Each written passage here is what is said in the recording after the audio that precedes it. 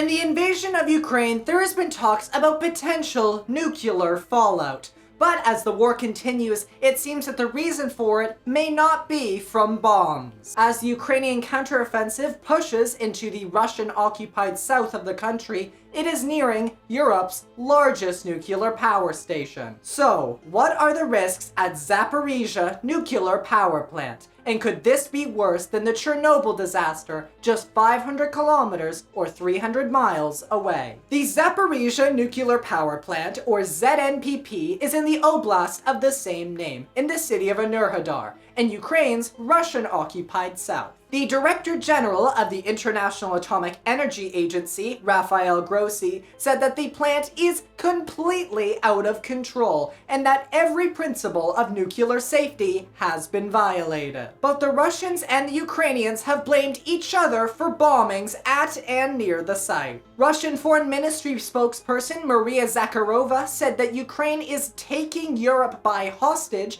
by not allowing IAEA personnel to enter the plant, while Ukraine's energy company, Energodom, has claimed that Russia has stationed hundreds of military personnel and tens of vehicles in and around the plant to fire on Ukrainians while using it as a shield. So now we know what is going on.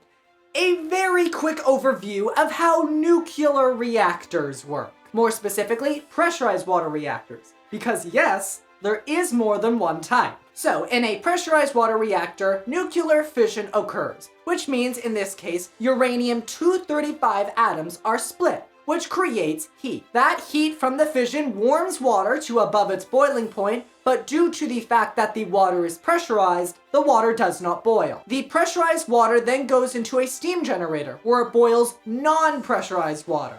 That non-pressurized water turns into steam and turns turbines, which after going through a generator, produces electricity. And yes, that was the quickest and simplest way I can describe nuclear reactors. There are several ways a nuclear disaster could occur at this plant. From a sever of all electricity, including backup generators, to human error and loss of staff to properly operate the plant, to an explosion of a nuclear reactor or spent fuel pool. So let's break down these three scenarios. What happens if ZNPP runs out of electricity? Well, even though nuclear power plants produce electricity, they need a perpetual supply of power to properly function. Let me, once again very simply, explain why. Nuclear reactors have nuclear fission occurring inside of them.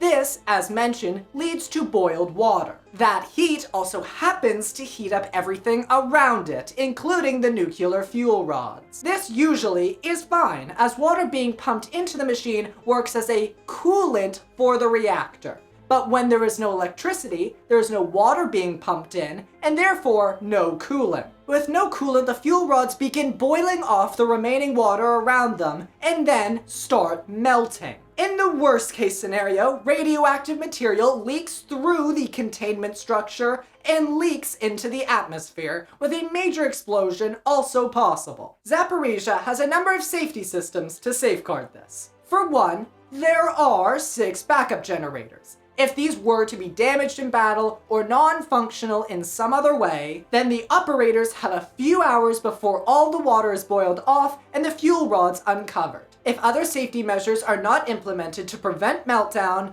that is not necessarily disastrous. The containment structure is, unlike Chernobyl, leak tight, so the radioactive material would possibly stay contained in the structure. ZNPP also potentially evades Fukushima's disastrous explosion, as, unlike Fukushima, where a hydrogen explosion occurred, Zaporizhzhia has a passive hydrogen system that does not require electricity. But let's not get too relaxed about this situation. A meltdown is very serious, and the possibilities for a catastrophic leak, fire, and/or explosion at ZNPP is still very possible. So what about the staff? As you may have noticed, nuclear reactors are quite complex and require technicians with a great understanding of how the system works for both to operate normally and fix any problems that arise. The more stressed and fatigued these employees are, the more likely for human error. Unfortunately, the staff working at ZNPP are likely under an extreme amount of stress. This may be from operating in a plant that the Director General of the IAEA called completely out of control, to shelling at and near the plant, to being forced to work overtime because of the shelling, to being under direction of a foreign government who is invading their country, to even, as operators have alleged, workers being kidnapped and being held at gunpoint. There has also been several workers who've been injured while working on the site, so staffing shortages are also plausible. Lastly, what happens if an explosion occurs at ZNPP?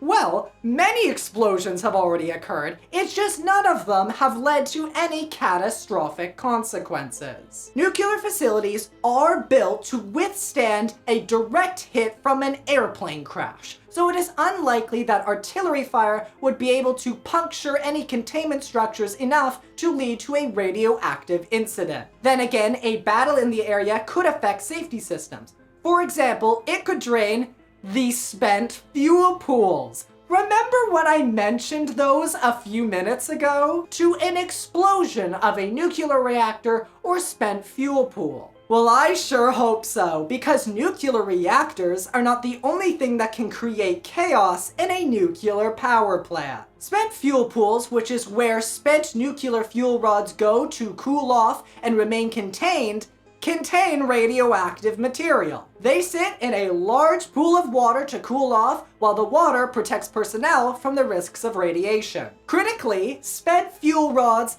can also start melting if not constantly cooled by the water. This could once again lead to a large amount of radiation going into the atmosphere. Bottom line, any explosion that manages to penetrate containment structures, safety systems, or any other radioactive material has the possibility of exploding radiation into the air and possibly even leading to a radioactive fire. So, if any of the situations we discuss occur, what happens next? Well, that's obviously hard to predict. I've talked to you about several scenarios. All those scenarios have several variables. So all of this is speculation. If a large amount of radiation is released, it can have devastating consequences. For one, the already disastrous situation could be prolonged by the fact that Russians occupying the plant have already stopped fire responders from responding to a previous incident when the plant was on fire. People and nature at and near the plant could be exposed to dangerously high doses of radiation. And because of the location of ZNPP on the European continent, no matter which way the wind is blowing, some other countries other than Ukraine could get hit by a cloud of radiation. So after this thoroughly overwhelming video, you may have a better understanding of why the world is so worried about Zaporizhzhia nuclear power plant. If you enjoyed this video or found it informative, please consider clicking some of the buttons below to support Shattering News with Ezra.